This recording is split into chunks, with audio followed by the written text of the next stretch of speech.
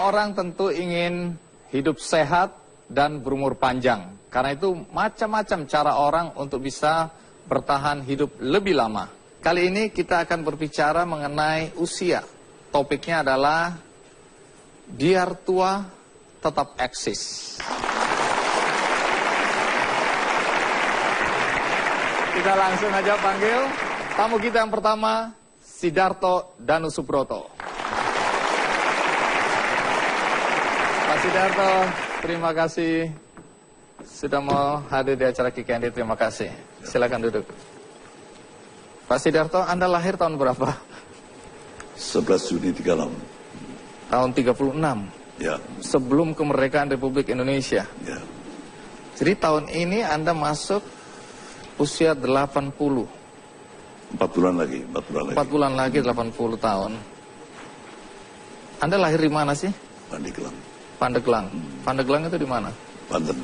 Banten. Hanya ngecek aja.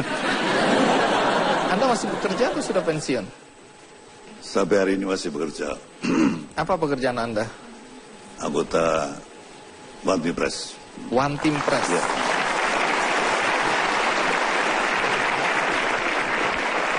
Dewan Pertimbangan Presiden. Dewan Pertimbangan dan Penasihat Presiden. Dan Penasihat Presiden. Zaman Orde Lama, Ya. kebetulan saya membaca buku-buku Anda.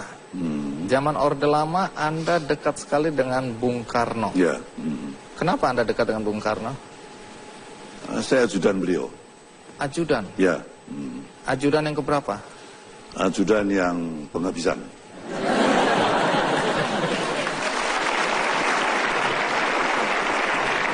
Penghabisan itu kata lainnya terakhir. Ya, ya. Bukan habis-habisan. Baik. 3 bulan di istana. Ya. Setahun mendampingi di tahanan. Oke. Jadi itu detik-detik terakhir kalau nggak salah ya. Tahun berapa itu ya? Tahun 67-68. Pada saat dimana Bung Karno dilucuti, ya? Ya, sebagai presiden. Pasca Super Semar. Karena ajudan pra Super Semar semua ditahan. Tinggal Anda? Ya, yang masuk waktu itu saya dan Pak Noli dari Angkatan Darat. Cokro Pranolo? Ya. Jadi menarik ya, Anda tahu persis saat-saat di mana Bung Karno mulai dikucilkan, Ya. saat di mana banyak misteri yang katanya belum terkuak. Ya. Apakah Bung Karno diracun, Bung Karno hanya dilayani oleh dokter hewan, akses terhadap kehidupan ditutup dan macam-macam. Dan Anda adalah saksi sejarah. Ya. Tapi sebelum ke sana, karena saya sebelum tanya aktivitas Anda lebih lanjut, saya ingin tahu juga perjalanan hidup Anda sebelum ini, yaitu sebagai ajudan. Tapi sebelum itu, mari kita lihat dulu liputan berikut ini.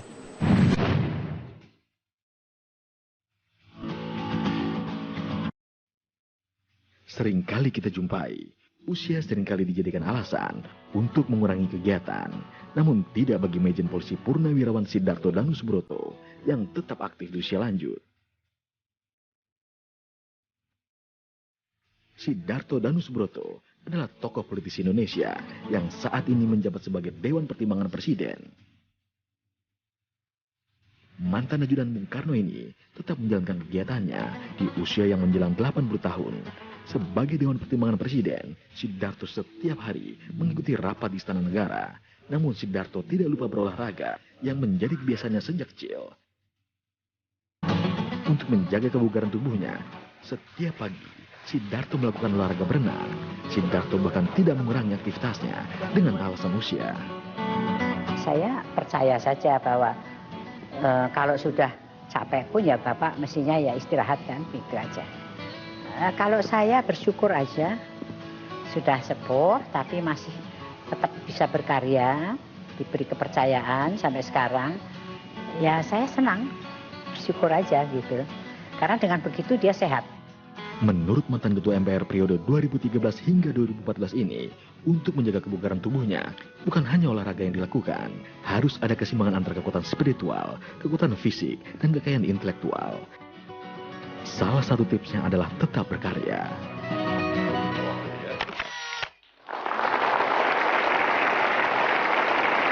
Ya, sebelum saya menggali kegiatan Anda yang sekarang, Pak Sidarto, saya masih penasaran soal ajudan Bung Karno ini.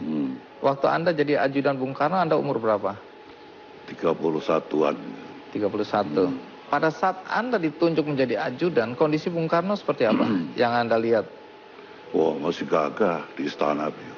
Masih di istana? Beliau presiden de facto sudah pasca persebar sudah di tangan Pak Harto, tapi di jure masih Bung Karno gitu. Jadi waktu itu masih tinggal di istana? Ya. Tapi saya dengar ada satu saat di mana pulang dari makan sate, kemudian Bung Karno tidak bisa masuk ke istana kembali. Ya, itu saya kebetulan non cuti, saya ngantar Bung Karno makan sate di Priok, lalu waktu kembali ada perwira CPM yang mengatakan bahwa Bung Karno tidak boleh masuk istana lagi. Padahal saat itu habis makan sate bersama Anda? Ya. Anda ajudan? Ya. Makan sate juga nggak? Ya. Oh iya. Ya, kasihan sampai diajak makan sate. Beliau selalu, ya, hobi beliau makan ya, di sate di mana, kadang-kadang di warung itu dimasuk. Padahal dia presiden waktu itu. Ya, nonaktif ya. Nonaktif. Waktu itu sudah. Baik. De facto sudah di tangan Pak Harto. Iya. Menarik karena ada banyak cerita ketika Bung Karno tidak boleh lagi kembali ke istana. Bung Karno kemudian memilih ke Wisma Yaso. 6 bulan pertama beliau tahanan kota. Beliau masih wirawiri Jakarta Bogor. Okay. Lalu 6 bulan berikutnya saya on duty, beliau sudah tahanan rumah. Tahanan rumah bukan kota. Tahanan rumah Ya. Di Wisma Yaso itu. Ya. Baik, banyak cerita di sini karena bahkan Bung Karno katanya sampai nggak punya uang sama sekali, hutang sama pembantu. Tapi sebelum kita lanjutkan, kita rehat dulu, ikuti terus Kick Andy.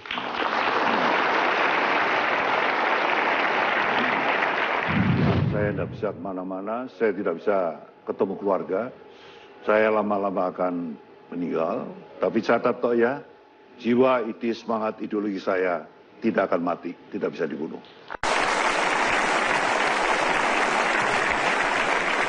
Pak Sidarto, masih sedikit mengenai Bung Karno, karena ini Anda adalah saksi sejarah ya.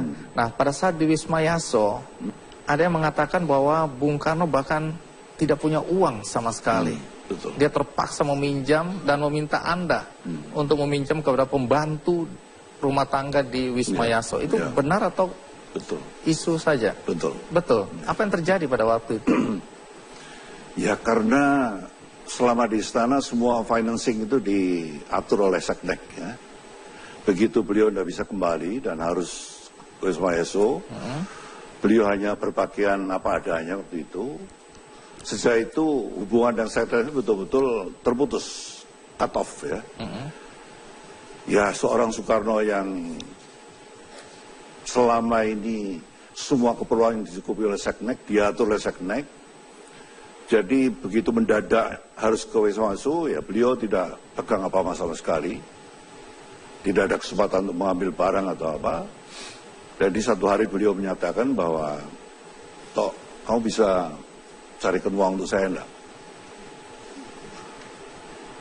Ya, saya tahu kenalan beliau banyak tokoh-tokoh yang 3 bulan pertama di istana itu masih datang-datang begitu.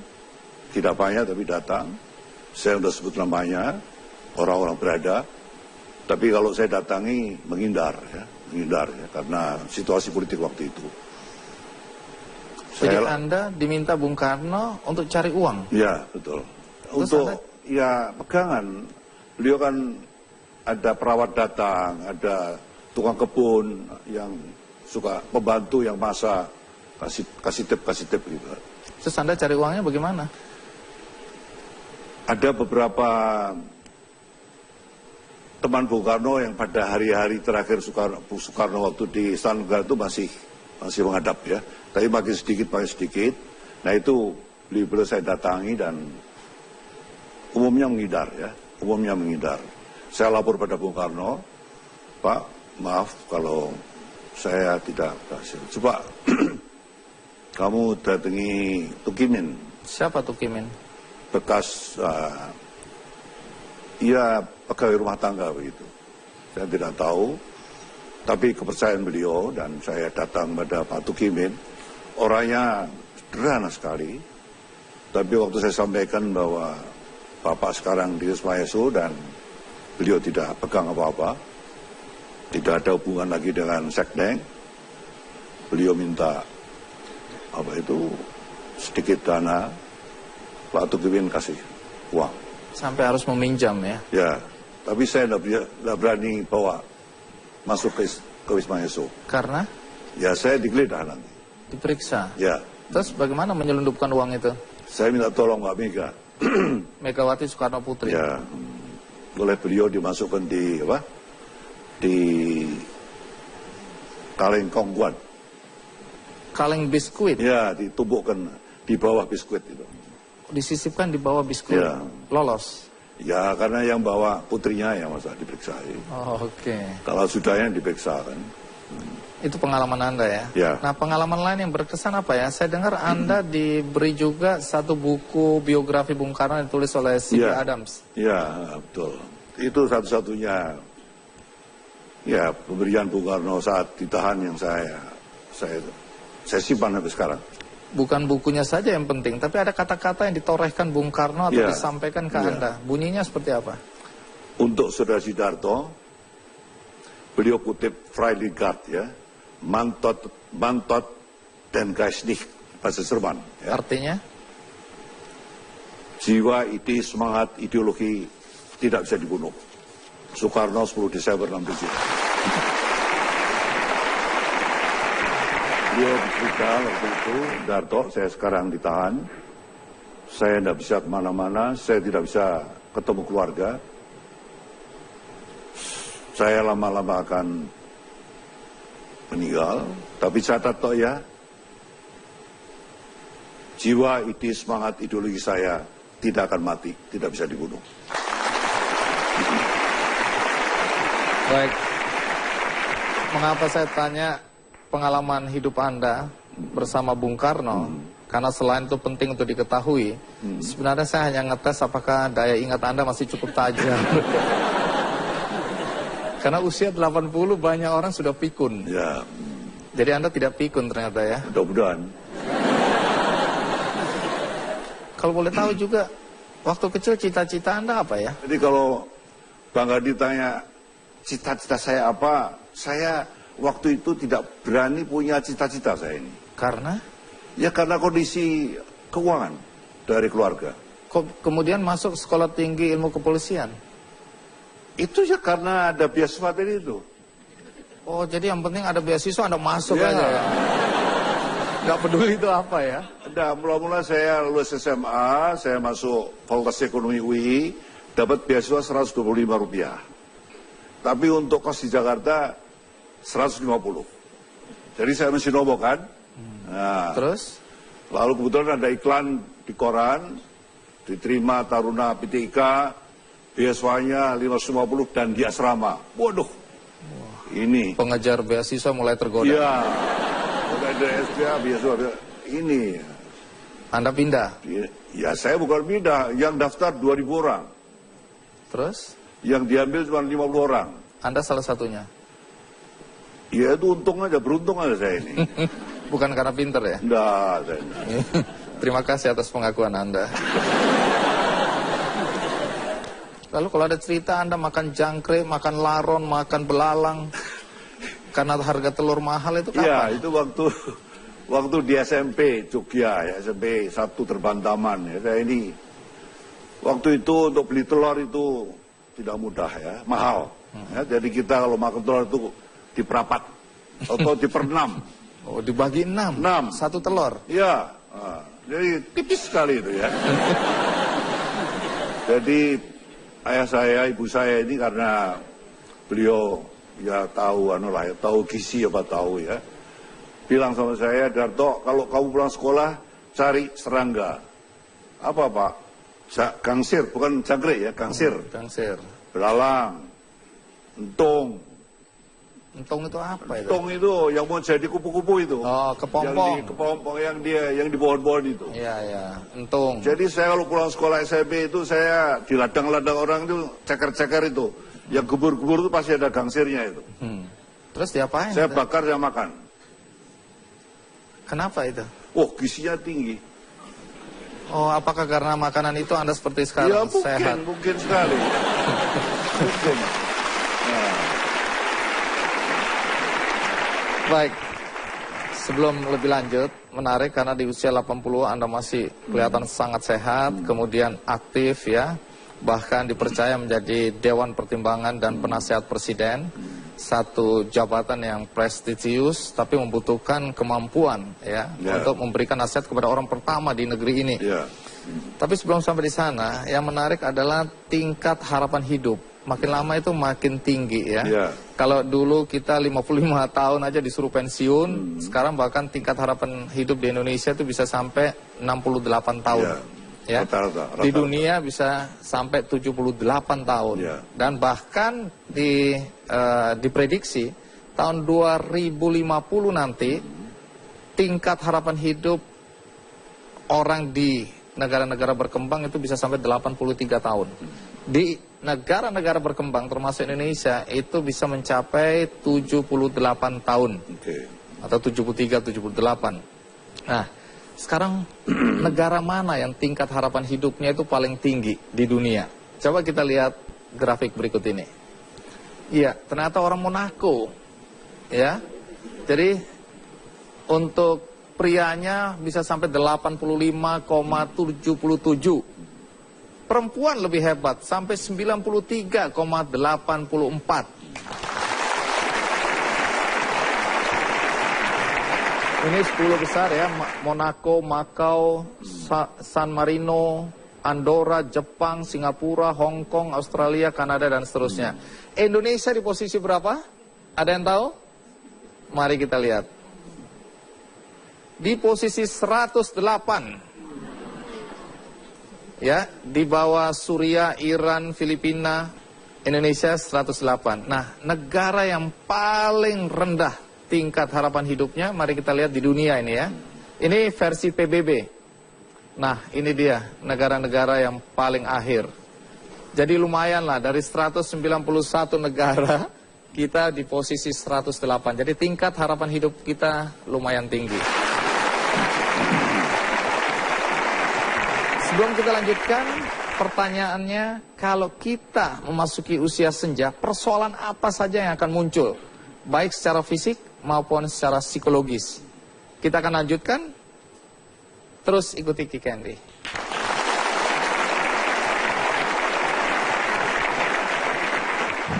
Saya dengar Ibu Megawati Soekarno Putri kalau panggil Anda Opa. Cucunya banyak. Ya. Berapa cucunya sekarang? 12. 12. Ya. Jadi anak Anda berapa? 5. Kemudian cucu? 12. Udah punya cicit? 2. Keluarga ada ikut sini? Ada 16. Wah, bolehkah keluarga berdiri? Ya. Kita lihat keluarga Sidarto Danus Subroto. Iya. Luar biasa. Makasih. Berarti cucu-cucu juga hadir di sini ya. Baik, Opa, kita lanjutkan. Pakai lupa juga ya. Pakai lupa juga. Ketularan gitu ya. Anda aktif sebagai anggota Dewan Pertimbangan dan Penasehat Presiden. Sekarang. Tugasnya apa aja sih itu? Dulu bulan-bulan pertama 2 minggu sekali kita memberikan ya diskusi dengan beliau ya. Oke.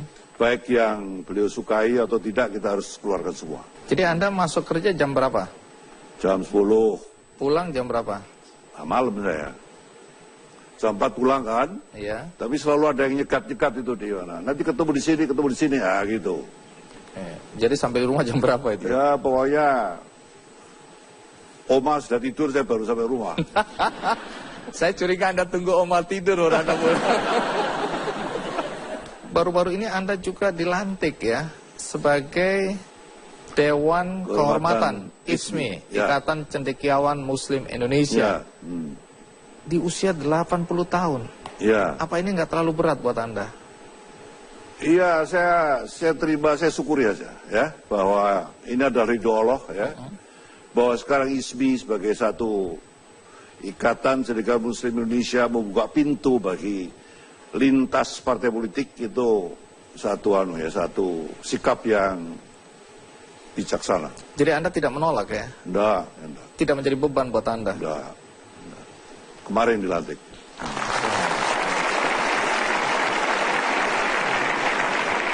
Ya, sekarang saya mau lihat dari sudut lain yaitu kesehatan. Di sini ada Profesor Siti Setiati, ya, seorang konsultan geriatrik. Kita tahu bahwa ada orang yang umur 60 tahun saja sudah kelihatan tua, lelah, pikun, ya. Tapi ada orang umur 80 tahun masih sehat, segar, dan produktif.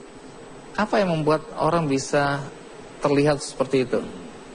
Jadi memang aging proses itu atau proses menua itu memang dipengaruhi oleh dua hal. Apa itu? Jadi memang kita sebut ada yang disebut sebagai menua secara biologis, tapi juga ada yang menua secara kronologis.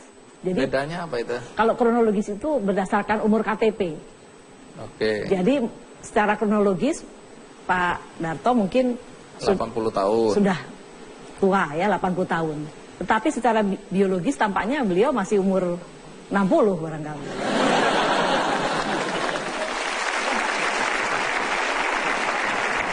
Ya. Nah, kenapa ada orang yang kemudian cepat pikun dan ada orang yang lambat atau tetap sehat, tidak pikun, daya ingatnya masih tajam dan bugar? Apa masalahnya? Ya, tentu ada faktor-faktor yang sifatnya internal, ya. Tapi juga ada faktor-faktor yang sifatnya eksternal. Kalau secara internal mungkin ini memang secara genetik ada orang memang yang dilahirkan sehat sampai tua. Ya, tetapi juga ada faktor-faktor yang sifatnya eksternal. Eksternal itu artinya gaya hidup, lifestyle. Jadi kita menyebutnya sebagai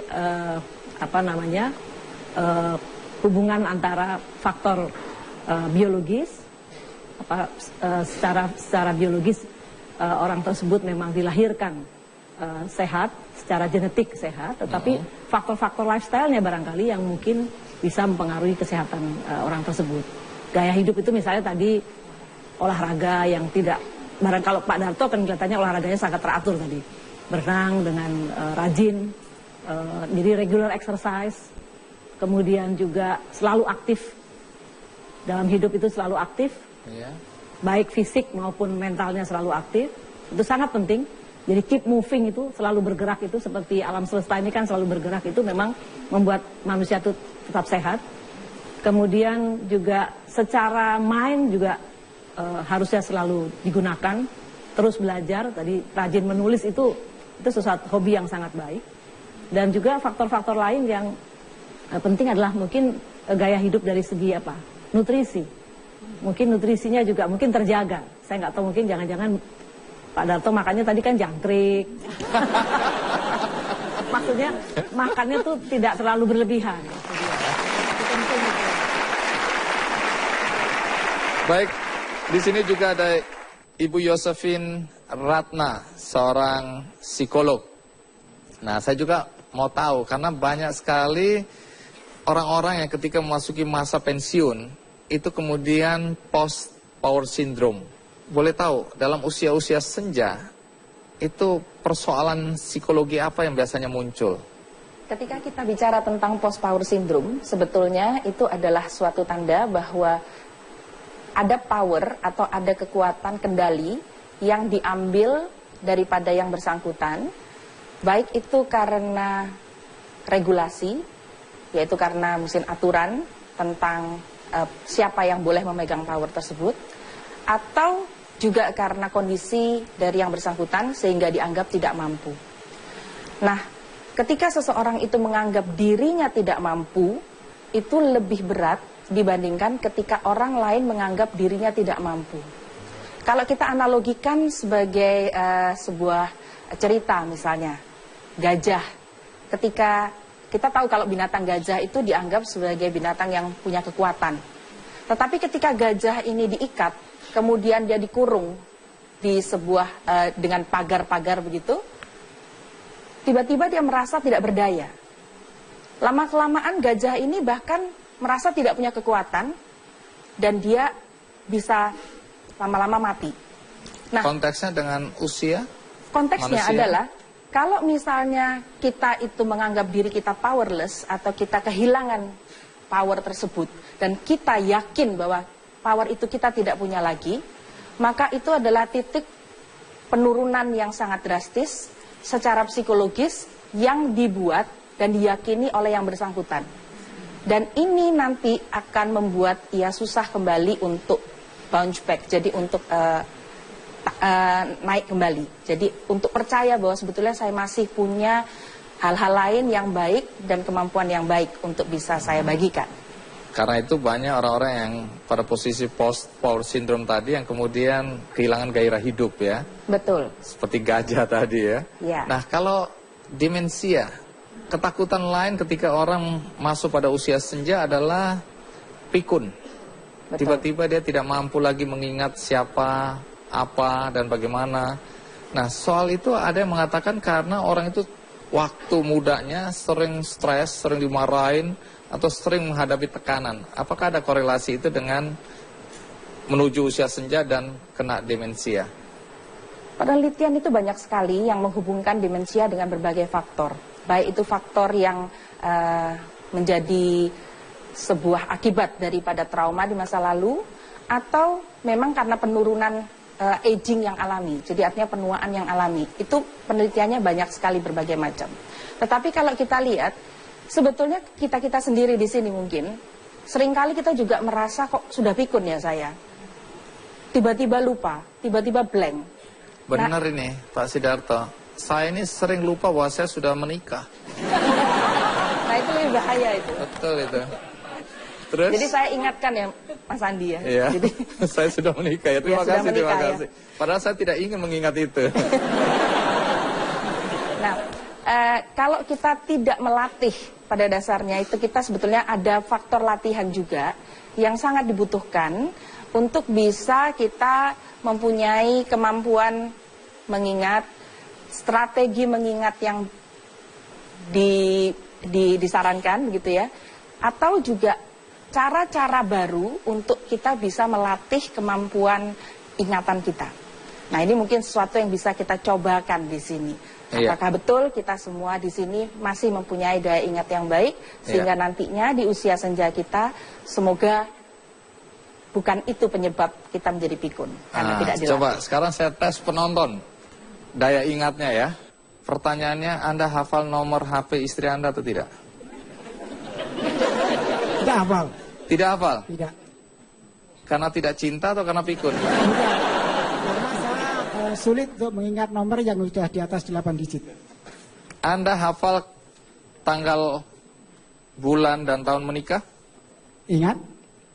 Boleh tahu berapa? 7 Oktober 1983.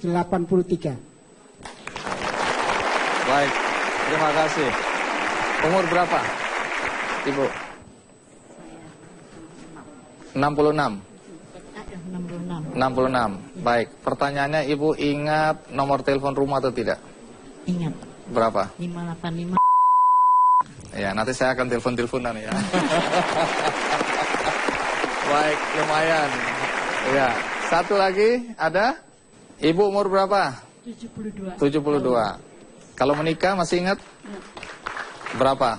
20 September 1964. Baik.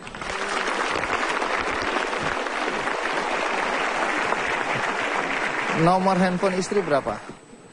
0812 880. Tunggu dulu. Benar nggak, Bu? Baik.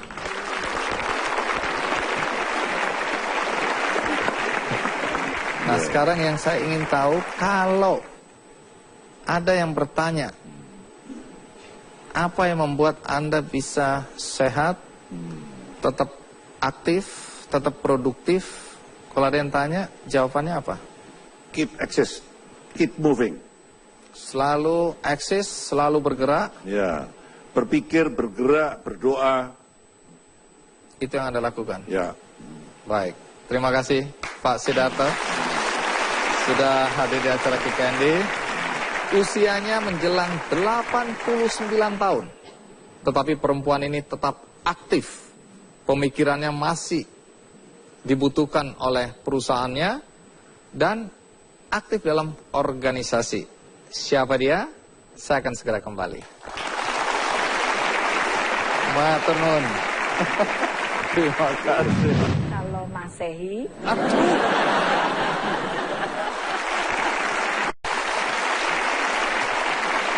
Terima kasih Anda masih bersama saya di acara Ki Candy. Tamu kita kali ini orang-orang yang di usia 80 tahun ke atas masih aktif, masih produktif dan mengisi hari-harinya dengan sesuatu yang bermanfaat.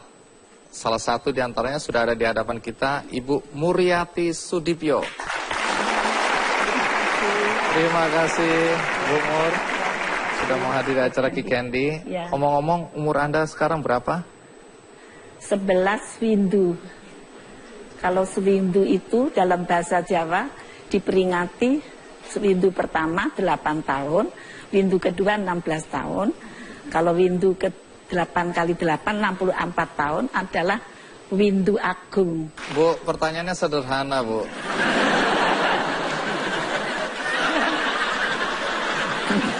Belum apa-apa saya suruh berhitung.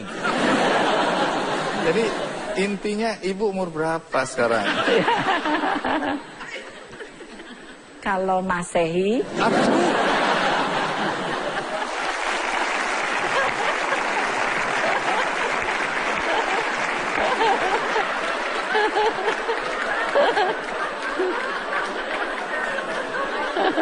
Ibu, saya ngerti Ibu dalam usianya sekarang masih cerdas. Masih tajam ingatannya. Tapi saya jadi kelihatan kelemahannya, Bu. tidak Pak. Oh iya, sebelum Masehi. Kalau Masehi, Lahir 5 Januari 1928.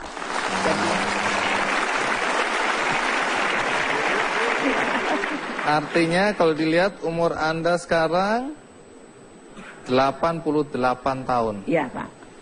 Dalam usia 88 tahun lebih ini, Ya. Ibu masih mengajar katanya ya? Masih ada karena itu merupakan hal yang kegiatan yang harus saya lakukan untuk membuat saya tidak pikun.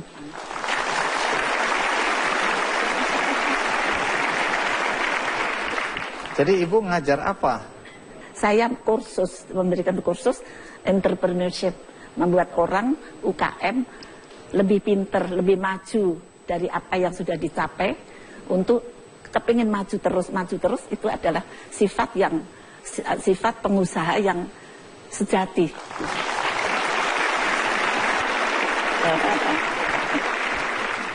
Ibu keren banget ya. Yang diajar siapa, Bu? Koperasi dan UKM, Iya. kemudian juga Kementerian Sosial, dan saya juga mendirikan suatu pendidikan entrepreneurship untuk wanita.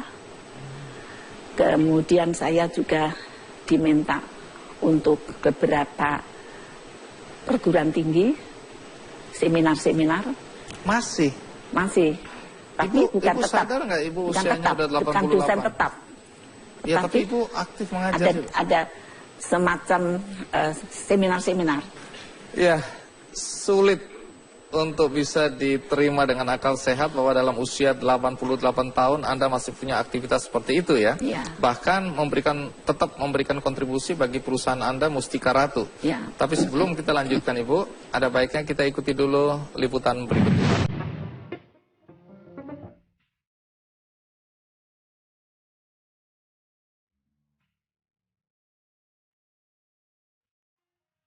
Setelah mencapai usia lanjut, kebanyakan orang sudah pensiun dari karir mereka dan tidak lagi banyak melakukan aktivitas. Namun semua itu tidak berlaku pada mereka.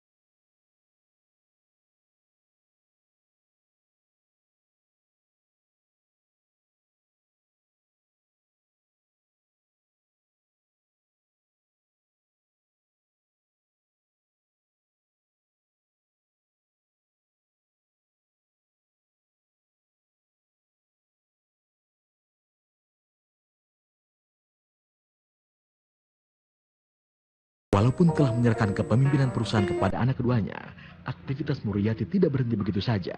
Sampai saat ini, ibu 5 anak ini masih aktif dalam berbagai kegiatan. Salah satunya adalah menjadi pembina Yayasan Putri Indonesia, pembina Yayasan Emong Lansia, dan kegiatan lainnya. Dengan serangkaian kegiatannya itu, ia berharap dapat menjadi inspirasi bagi para lansia di Indonesia untuk tetap bugar dan terus beraktivitas.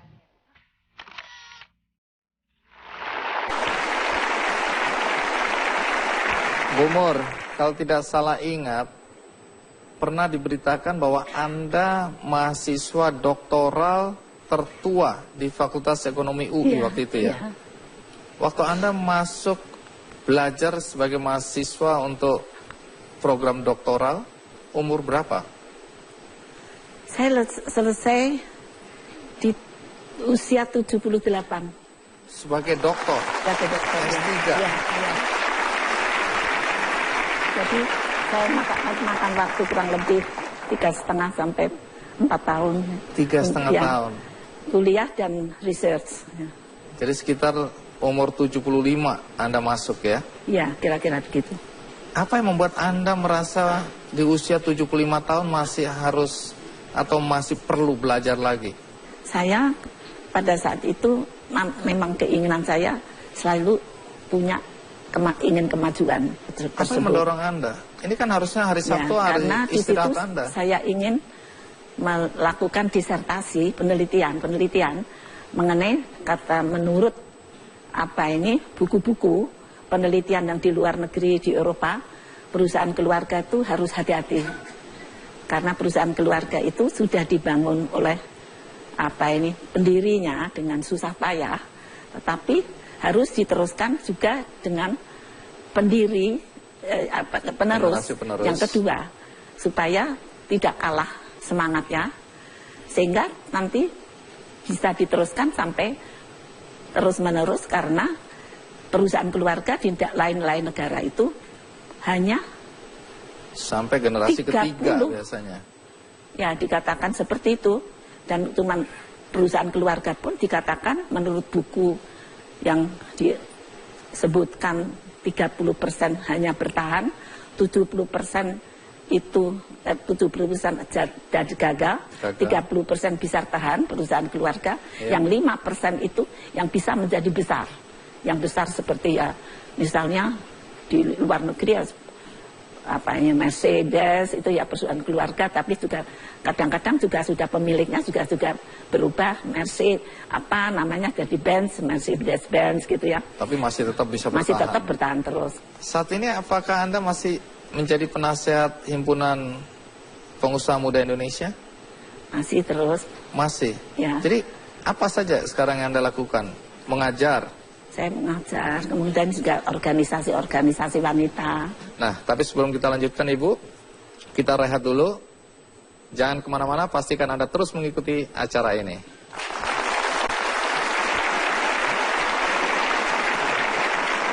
Masih kita lanjutkan Bu Muriati, karena tahun 2004 sampai 2009, Bu Mur kan terpilih menjadi anggota MPR ya? Iya. Bahkan wakil ketua. Iya. Saat itu masih ingat umur berapa? Karena saya pada saat itu masuk itu di tahun 2002. Jadi kalau 28, tahun 2002 berapa? Silakan dihitung gitu ya. Iya, itu yang paling gampang, Bu. Iya. Karena saya juga nggak bisa itu mikirnya. Artinya Anda dalam usia yang relatif juga bisa dibilang tua ya, pada saat menjadi anggota MPR. Ya, saya belum merasa tua. Oh iya. Karena saya masih bisa mendaftarkan pembukaan DPD, Dewan Perwakilan Daerah, yang pada saat itu bebas untuk umum. Iya. Dan pada saat itu saya masih bisa mendaftarkan. Tidak tahu kalau saya mendaftarkan DPD saya diterima mewakili Jakarta sebagai anggota DPD. Saya juga sekaligus tanpa saya ketahui mendaftarkan juga di UI. Ternyata diterima. Jadi di situ saya dimarahi anak-anak saya. Harus salah satu yang diterima. apakah di UI, apakah di anggota parlemen. Tunggu, kenapa anak-anak marah? Karena akan sibuk sekali. Kan saya juga masih belum melepas Mustika Ratu, masih juga terlibat di situ. Terlibat. Terus akhirnya kemudian bagaimana? saya bilang dua-duanya saya senang. Jadi saya menganggap saya masih bisa. Anak-anak nggak percaya ya? Ya, dia nggak percaya saya lulus ya, malah ada penerusnya kan. Karena saya sudah melakukan penelitian dan saya dengan tenang bisa meneruskan secondary regeneration. Jadi tidak ada kesulitan membagi waktu karena usia Anda sudah di atas 75 waktu itu. Iya, betul. Nah, tidak ada masalah untuk membagi waktu antara sekolah di MPR atau DPD, kemudian di perusahaan. Belum lagi aktif di organisasi. Itu kan akhir windu, jadi end of the week gitu kan. Jadi bukan kalau kita bekerja kan Senin sampai Sabtu. Sampai Jumat. Sabtu kan tidak ada rapat-rapat. Jadi berarti bisa kuliah. Ya. Di sini banyak teman-teman di S3. Coba tanya. Mana teman-teman S3 boleh berdiri? Masih? Iya. Iya. Pada saat dimana Anda harus membagi waktu gitu, aktivitas di Senayan dalam sidang-sidang tetap ikut ya? Terus tidak pernah saya absen. Tidak kuliah, pernah absen. Saya kuliah juga dikatakan Profesor Renald Kasali, iya. Tidak pernah absen. Jadi betul bahwa Mustika Ratu dulu Anda rintis dari garasi? Iya, betul. Berapa karyawannya waktu itu? Anak kalian 2. Karyawannya 2? 2. Kalau sekarang Mustika Ratu karyawannya udah berapa? Ya itu tentu tidak terhitung karena itu industri ya Pak. Udah ribuan. Sekarang jadi industri, jadi ribuan. Nah, sekarang kita kembali ke soal kesehatan dan usia, ya. Ada Profesor Siti di sini. Kembali kalau kita lihat banyak upaya yang dilakukan orang untuk bisa tetap sehat, umur panjang, macam-macam. Ada terapi lah, ada serum, anti-aging lah, dan macam-macam. Nah, yang perlu diwaspadai untuk upaya menjaga agar kita bisa hidup sehat dan panjang, apa? Karena tawaran di pasar itu begitu rupa-rupa, tapi banyak sekali yang berbahaya. Ya. Nah, kalau menurut Anda apa yang harus menjadi perhatian kita ketika kita ingin sehat dan umur panjang? Aktif, fisik, mental, dan juga sosial. Sudah dibuktikan oleh beliau berdua ini. Kedua, selalu belajar hal-hal yang baru. Jadi betul sekali tadi, sekolah itu sebetulnya salah satu cara untuk belajar hal yang baru. Tapi tidak perlu sekolah, sebetulnya juga bisa dengan mempelajari sesuatu yang keterampilan-keterampilan baru. Jadi bukan menghafal, mengulang-ulang sesuatu yang sudah kita ketahui, tapi justru mempelajari keterampilan yang baru maupun ilmu-ilmu yang baru. Itu bisa memperpanjang usia juga ya? Iya, artinya gini, tentu saling terkait ya. Dengan begitu kan otak menjadi terus digunakan. Dan happy, itu penting. Jadi harus mengembangkan hobi. Apa hobinya itu dikembangkan. Karena itu mau tidak mau akan mempengaruhi nanti status imun kita. Kalau kita happy, kelola stres dengan baik, kita bisa mengelola stres dengan baik, mengembangkan hobi itu akan meningkatkan daya tahan tubuh kita.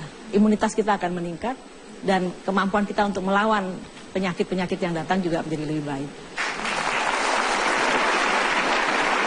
Berkaitan dengan tawaran-tawaran untuk sehat, memperpanjang umur dengan terapi, dengan serum, macam-macam itu apa yang harus Sebetulnya sampai saat ini evidence-nya kita kan harus menggunakan segala sesuatu itu berbasis bukti ya. Artinya tawaran-tawaran seperti serum, anti-aging, hormon-hormon itu sebetulnya sampai saat ini tuh belum terbukti secara ilmiah. Jadi baru semata-mata testimoni. Kalau saya lebih menyarankan kembali ke alam tadi, aktif secara fisik, mental, spiritual, dan sosial. Selalu belajar hal yang baru, kurangi asupan gula dan hal-hal yang terlalu manis, tingkatkan asupan protein, banyak makan sayur dan buah, ikan laut dalam, kena sinar matahari itu penting, kira-kira 15-30 menit pada jam 9 pagi, itu baik untuk meningkatkan vitamin D, memperbaiki kekuatan tulang, tetap minum susu, asupan susu ditingkatkan, jangan merokok. Sama sekali hentikan atau stop Langsung dari merokok. yang laki-laki. Coba bisa diulang soal rokok. Merokok sama sekali tidak sehat. Merokok itu kalau kita bilang hukumnya haram sebetulnya. Harus di stop sebetulnya. Karena sudah banyak bukti menunjukkan bahwa merokok itu bukan hanya menyebabkan kanker paru-paru, tetapi juga berbagai penyakit lain di dalam tubuh. Jadi hentikan merokok. Saya sarankan hentikan merokok. Baik. Terima kasih, Prof. Siti. Nah, kembali ke Bu Muriati. Bu Muriati, salah satu cara Anda untuk tetap sehat, bahagia, ya, adalah nembang.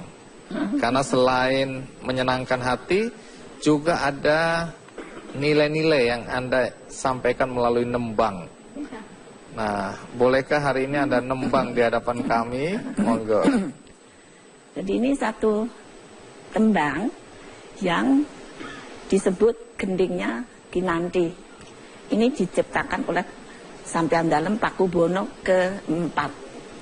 Nilai-nilainya apa ini? Pujangga, pelajaran hidup. Dadi yo laku nireku, cegah dahar lawan guling, lan ojo asukan anganggo sawatawis. Ala wateke wong suka nyuda prayitnaning batin. Itu artinya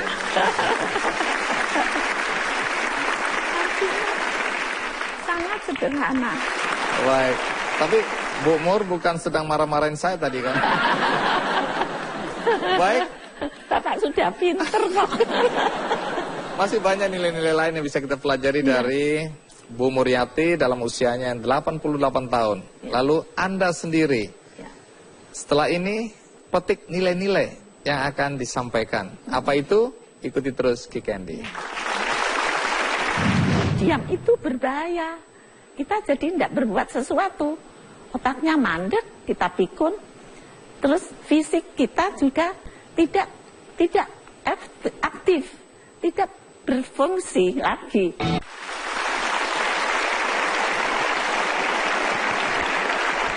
Bu Mur, kita lanjutkan ya. Tadi di video kami lihat Bu Mur sedang latihan apa? Senam, latihan olahraga. Itu latihan apa, Ibu? Itu latihan endurance. Jadi supaya jalannya itu tidak terengah-engah. Biasanya kalau kita jalan baru beberapa menit sudah terengah-engah. Dengan jadi, latihan itu? Latihan pernafasan. Setelah pernafasan adalah melatih apa ini pernafasan kita, paru-paru kita. Kemudian kita sudah kuat, kita latihan jalan lagi sampai berapa 15 menit, 35 menit itu berapa kilo gitu, sehingga kita mau meningkatkan supaya kita bertahan kemampuan kita. Seminggu berapa kali itu, Bu? 2 kali. 2 kali. Ya, osteoporosis saya juga melakukan 2 kali. Ibu mengatakan bahwa untuk bisa sehat kita harus menjaga juga pikiran. Ya. Menjaga pikiran maksudnya apa ya? Jadi pikiran kita itu jalan terus. Artinya pemikiran kita kan kita punya keinginan. Keinginan itu juga harus seimbang. Sesuai dengan kondisi kekuatan tubuh kita. Kita keinginan mau aktif di sana sini. Tapi apakah kita diundang juga banyak kegiatan-kegiatan kita bisa memenuhi semuanya. Jadi pikiran kita dan kita juga harus pikirannya jalan. Mungkin ada yang belum tahu Bu Mur anaknya berapa? Anakku 5. Cucunya berapa? Baru 11. Cicitnya? Mau 3. Mau 3. Ya. Nah, keluarga boleh berdiri, keluarga Muriati Sudibyo. Iya, ada. Satu sedang mewakili kerja sampai malam. Iya, terima Cucunya kasih. semua ada di waktu masih sekolah. Sebelum kita lanjutkan, sekarang kembali ke Ibu Josephine ya. Ya. Tidak semua orang siap menghadapi kenyataan masuk ke usia senja secara mental. Nah, boleh Anda kasih tips bagaimana kita mempersiapkan mental untuk masuk ke tahap di mana usia kita sudah merasa kurang dihargai, ya, kemudian merasa tidak dibutuhkan lagi. Itu kan perasaan-perasaan yang ada. Kesepian, ya, bahaya. Ya. Nah, bagaimana cara kita untuk mempersiapkan mental untuk menghadapi kenyataan seperti itu? Saya mau sarankan untuk kita berpikir secara matematika sederhana. Misalnya, matematika sederhana itu kita menggunakan tambah, kurang, bagi, sama dengan. nah, kelemahan saya lagi nih. Nggak pakai numbers ya, tidak pakai angka nih. Jadi? Tapi apa yang bisa kita tambah ketika kita mulai berada pada usia lanjut? Masih banyak kita bisa tambah. Kita belajar dari ibu tadi, menambah pengetahuan. Kita bisa menambah wawasan, menambah ilmu baru, main game. Itu juga bisa kita lakukan. Ada brain exercise, jadi exercise yang untuk otak yang sudah dipakai dan sudah dipasarkan, misalnya memakai app tertentu. Nah, itu juga sangat membantu sehingga kita juga tidak ketinggalan zaman dengan anak-anak yang lebih muda. Itu dengan kita memakai tambah. Berbagi. Tetapi kalau kita bagi apa yang sudah kita miliki, mungkin banyak orang lain yang kita tidak memiliki. Jadi kita mempunyai banyak kesempatan, jangan diambil sendiri. Kita mulai berbagi. Kemudian tanda kurang. Kita harus mengurangi apa yang tidak perlu kita lakukan. Jadi kalau kita punya banyak hal komitmen yang tadinya dari pagi sampai malam, mulailah kita kurangi, tapi tidak mengurangi kualitas. Sehingga dengan begitu kita mulai bisa memilih mana yang bisa kita kurangi dari sisi waktu, mana yang kita bisa kurangi dari sisi misalnya kalau itu nutrisi yang kurang sehat, kita kurangi. Atau kalau perlu dihentikan sama sekali yang merokok tadi seperti apa yang dikatakan oleh dokter. Kemudian yang terakhir adalah sama dengan. Sama dengan ini artinya saya menjadi pribadi yang tidak boleh menjadi lebih kurang daripada yang sudah baik, yang sudah kita miliki. Dan itulah yang nanti akan menginspirasi orang lain, anak muda maupun mereka yang dari bidang yang berbeda, tentu saja bisa belajar dari orang lain yang menginspirasi. Dan paling penting ketika kita melakukan itu semua, kita ingat, semakin kita sering melayani, semakin kita mempunyai jiwa semangat hidup yang lebih besar. Tetapi semakin kita minta dilayani, semakin kita kurang apa skill ataupun kompetensi yang kita punyai, karena orang lain yang melayani kita justru mempunyai lebih daripada yang kita punya. Ilmu tambah kurang, bagi sama dengan. Kembali ke Ibu Muriati, kalau ada penonton yang di studio maupun di rumah yang bertanya, Bu Mur, apa rahasianya sehingga dalam usia 88 tahun Anda masih sehat, pemikirannya masih tajam, masih aktif? Apa rahasianya? Kebahagiaan hidup tadi. Jadi mengatur, kalau orang Jawa mengayu hayu ning bawono, itu kita mengatur diri kita, lingkungan kita, kemudian juga keluarga kita, terutama hubungan kerukunan keluarga. Family culture itu Jawa harus saling asih dan asuh, saling membantu, saling mencintai, saling melayani. Yang cucunya melayani bapaknya, bapaknya melayani ibunya lagi. Jadi begitu seterusnya juga bolak-balik. Dan itu membuat bahagia, perhatian juga, karena tanpa perhatian atau perhatian dari keluarga atau perhatian dari lingkungan, itu membuat kita sepi tadi. Yang bahaya tuh kalau merasa kesepian, tidak ada yang membutuhkan, lingkungannya sudah tidak membutuhkan, masyarakat sudah tidak membutuhkan lagi. Jadi kita lama-lama diam itu berbahaya. Kita jadi tidak berbuat sesuatu, otaknya mandek, kita pikun, terus fisik kita juga tidak aktif, tidak berfungsi lagi. Akhirnya kita bisanya cuman jalan di rumah, tidak bisa apa-apa karena mundur. Jadi tidak maju tapi malah ada kemunduran. Nah, senang, apa yang disenangi? Banyak yang disenangi. Hobinya apa? Ya itu dilakukan. Hobi mengajar, yang ajar. Hobi nonton film, ya sudah biar nonton film. Tapi asal... Baik, Umur. Iya, Terima kasih sudah berbagi dengan kami. Iya, Ya. alhamdulillah. Doa saya dan semua penonton tentu untuk Anda, ya, untuk Iya. kesehatan Anda, untuk kesuksesan Anda.